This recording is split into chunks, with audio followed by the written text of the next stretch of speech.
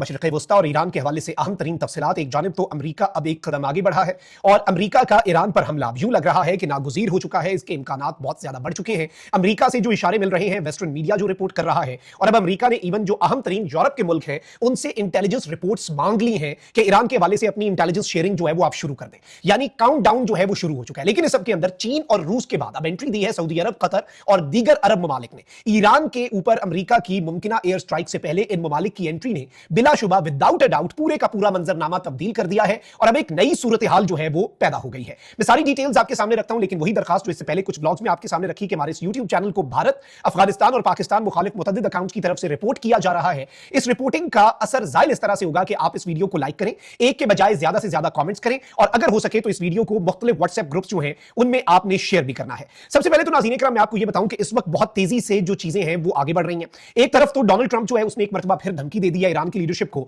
और मुजाहिरीन को फांसी देने की सूरत में भी ईरान को सख्त तरीन कार्रवाई के हवाले से खबरदार किया है। फिर इस सब में डोनाल्ड ट्रंप जो है उसके हवाले से मैं आपको यह बता दूं कि ईरानी सफीर ने अक़वाम मुत्तहिदा में जो ईरानी सफीर है उन्होंने कहा है कि अमेरिका फौजी मुदाखलत का बहाना तलाश कर रहा है और इन्होंने सलामती काउंसिल को एक खत लिखा है जिसमें इन्होंने कहा कि ट्रंप सियासी अदम इस्तेहकाम और तशद्दुद को भड़का रहा है। वो ईरान की खुद मुख्तारी कौमी सलामती को खतरे में डालने के जिम्मेदार है। अमेरिका और इसराइल की कार्रवाइयों से बेगुनाह शहरी जो है वो जाँ बहक हो रहे हैं। अक़वाम मुत्तहिदा में ईरानी मिशन ने कहा कि अमेरिका फौजी मुदाखलत का बहाना तलाश कर रहा है। अमेरिका की पॉलिसी का मकसद निजाम तब्दील करना है। पाबंदियां, धमकियां और इंतशार बहाना बनाने के लिए इस्तेमाल हो रहे हैं। अमेरिका का यह मंसूबा दोबारा नाकाम होगा। दूसरी जानिब ईरानी वजीर खारजा अब्बास अराक्ची ने जर्मन चांसलर के बयान पर कहा कि बर्लिन इंसानी हुकूक के लेक्चर के लिए सबसे बदतरीन मकाम है। जर्मन चांसलर वेनेजुएला के सदर के इख्वा पर मुसलसल खामोश रहे। गजा में 70,000 शहादतों पर खामोश रहने वाले जर्मनी को शर्म आनी चाहिए जो ईरान को ह्यूमन राइट्स का लेक्चर दे रहा है। अब एक तरफ तो मैं आपको यह बता दूं कि जो स्पेस एक्स एलोन मस्क की कंपनी आपको पता है और फिर स्टारलिंक का जो इंटरनेट होता है जिसके मिलिट्री ग्रेड के जैमर्स जो हैं वो लगाकर ईरान के अंदर उसे रोका गया, उसे बंद किया गया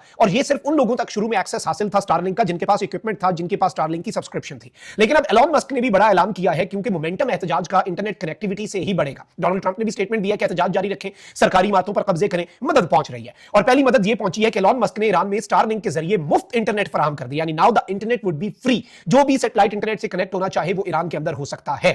इसके साथ ही साथ एक और बड़ी खबर आई है अमरीकी मीडिया के मुताबिक। अमरीकी सदर डोनाल्ड ट्रंप के नुमाइंदा खुसूसी जो हैं उनकी शाह ईरान के जलावतन बेटे रजा पहलवी से खुफिया मुलाकात का इंकशाफ भी हुआ है। इस मुलाकात में ईरान मुजाहिरों पर तबादला ख्याल किया गया। खबरसां इदारों के मुताबिक ईरान में पुरतशद्दुद मुजाहिरों के बाद ईरानी हुकूमत मुखालिफ शख्सियत और ट्रंप इंतजामिया के दरमियान यह पहली आला सतह की मुलाकात है। और इससे पहले गुज़श्ता हफ्ते ट्रंप ने इशारा दिया था कि वो पहलवी से मिलने का इरादा नहीं रखते और उन्होंने कहा कि वो एक अच्छे इंसान लगते हैं लेकिन ये इस वक्त मुनासिब नहीं होगा। जब ट्रंप से ये एक हफ्ता पहले पूछा गया कि क्या आप रजा पहलवी से मिलेंगे, लेकिन अब ट्रंप के नुमाइंदा खुसूसी ने रजा पहलवी से मुलाकात की और डोनाल्ड ट्रंप ने खैर से पहले भी कहा था कि ईरान के अंदर जो रिजीम की ऑपोजिशन है, जो रिजीम मुखालिफ लोग हैं, उनसे हम मुसलसल राब्ते में हैं।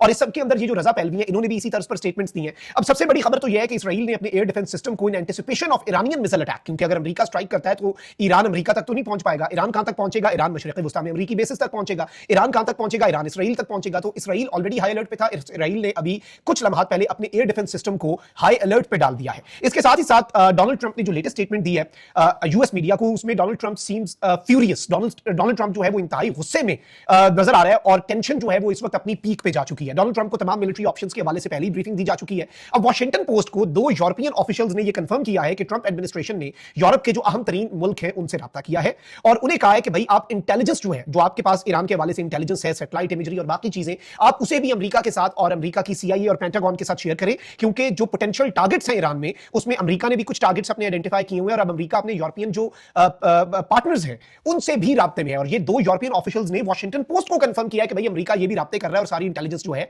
वो इकट्ठी कर रहा है। लेकिन अब एक तरफ तो यूं लग रहा है कि देखें अमेरिका अगर अपने एयर बेसिस के ऊपर अपनी डिप्लॉयमेंट बढ़ाता है, जो कि हमने मशरिक़ वस्ता में देखी कि बड़े पैमाने पर एरियल रिफ्यूलिंग टैंकर्स भी पहुंचे और साजो सामान भी पहुंचा, सब कुछ पहुंचा, लेकिन उसका एक नुकसान भी हो सकता है अमेरिका को, वो ये कि इन्हीं जगहों के ऊपर ईरान ने स्ट्राइक बैक करनी है। अब जो सैटेलाइट इमेजरी है वो इस जानिब इशारा कर रही है कि कोई बहुत बड़ा मिलिट्री बिल्डअप जो है वो यूएस बेसिस पे नहीं हो रहा। इससे ये लग रहा है कि इट इज हाईली लाइकली कि अगर यूएस जो है वो स्ट्राइक करता है तो वो सबमरीन्स जो है उनका इस्तेमाल कर सकता है to launch cruise missiles at Iran. Iran के ऊपर क्रूज मिसाइल के अटैक करने के लिए अमेरिका अपनी सबमरीन्स का इस्तेमाल कर सकता है, इसके इम्कानात भी बढ़ते जा रहे हैं। अब आते हैं मशरिक़ी वुस्ता पर। इससे पहले चीन और रूस, उन्होंने अमेरिका के किसी मुमकिन हमले की मुखालफत की। उन्होंने खुलकर कहा कि भाई हम अमेरिका के खिलाफ खड़े हैं, अमेरिका ज्यादती कर रहा है और इस तरह की तमाम तर चीजें। और इवन ईरान के अंदर जो प्रोटेस्ट हैं उन्हें गलत रंग देने के हवाले से। लेकिन अब पहली चीज तो यह है कि इसराइल के साथ आपको पता है कि जॉर्डन जो है, यूजुअली ईरानियन जितने प्रोजेक्टाइल्स जा रहे होते हैं टुवर्ड्स इसराइल, तो जॉर्डन की जब वो एयर स्पेस से गुजरते हैं तो जॉर्डन उन्हें तबाह कर देता है। एक बड़ी डेवलपमेंट तो यह है कि जॉर्डन ने अपने एयर डिफेंस सिस्टम को हाई अलर्ट पे डाल दिया है, क्योंकि जो एयर डिफेंस है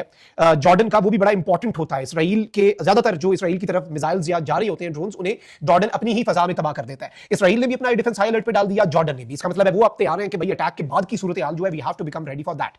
अब सबसे इंपॉर्टेंट चीज यह है नाज़रीन इकराम कि इस सब के अंदर सऊदी अरब, कतर और ओमान ने ईरान पर अमेरिकी हमले की मुखालफत कर दी है। यह एक बहुत बड़ी खबर है, क्योंकि रीजनल कंट्रीज जिसमें सऊदी अरेबिया है, यूएई है, कतर है, इन्होंने अमेरिका को यह वार्निंग दी है कि भाई अगर आपने ईरान के ऊपर अटैक किया तो ईरानियन रिटेलिएशन जो होगी वो गल्फ के एनर्जी इंफ्रास्ट्रक्चर पर हो सकती है, हमारी शिपिंग लेन्स पर हो सकती है, यूएस बेसेस और उनकी टेरिटरी पर हो सकती है।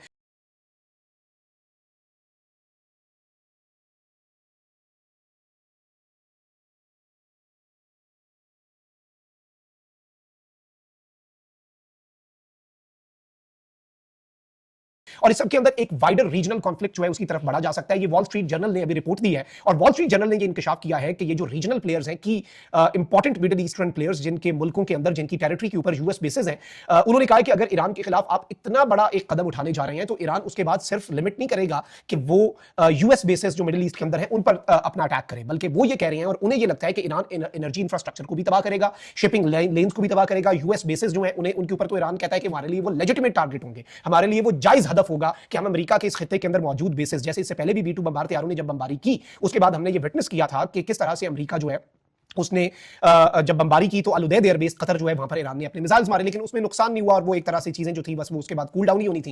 लेकिन अब चूंकि अमेरिका का मकसद ये है कि वो रिजीम चेंज की तरफ बढ़ेगा, अमेरिका ने इस रिजीम को गिराना है। अमेरिका ने, और अब मैंने आपको जो खबर दी, जो अमेरिकी अखबार ने दावा किया है कि ट्रंप के नुमाइंदा खुसूसी से शाह ईरान के जला वतन बेटे रजा पहलवी की मुलाकात हुई है, और वही उसी को तो बताया जा रहा है ना। और यही नेतन्याहू ने कहा कि भाई जब ये रिजीम गिर गई उसके बाद जो हुकूमत आएगी उसमें तो ईरान और इसराइल बेस्ट पार्टनर्स होंगे इस रीजन के अंदर, ऐसी पार्टनरशिप चलेगी कि फिर अमन ही अमन होगा। ये नेतन्याहू खुद कह चुका है। तो इस वक्त मैच जो है वो फंसा हुआ है और अच्छी खासी जो सूरत हाल है वो हर गुजरते लम्हे के साथ गंभीर होती जा रही है। ट्रंप ने भी मुख्तलिफ मिलिट्री ऑप्शंस जो है उनके ऊपर काम शुरू कर दिया, लेकिन मिडिल ईस्टर्न कंट्रीज जो है उन्होंने ट्रंप को वार्न जरूर किया कि भाई ये जो हो रहा है ना, ये ऐसे नहीं होना चाहिए। और इस सब के अंदर अब वेस्टर्न मीडिया कह रहा है कि सऊदी अरब, कतर और ओमान ने किसी भी तरह के यूएस अटैक जो कि ईरानियन टेरिटरी पर हो उसकी मुखालफत कर दी है। ये पहली दफा हुआ है इस तरह का मामला, क्योंकि इससे पहले तो आपको पता है कि अरब कंट्रीज का ईरान के साथ अपना इख्तलाफ भी चलता रहा, लेकिन काफी कुछ तब्दील हुआ है in the past few years, और उसमें जो तब्दीलियां आई हैं उसमें ईरान और सऊदीया के दरमियान मामलात बड़े हद तक दुरुस्त भी हुए हैं। तो लेट्स सी कि ये कहां तक जाती है चीज। अपना बहुत ख्याल रखें। निगमान पाकिस्तान जिंदाबाद।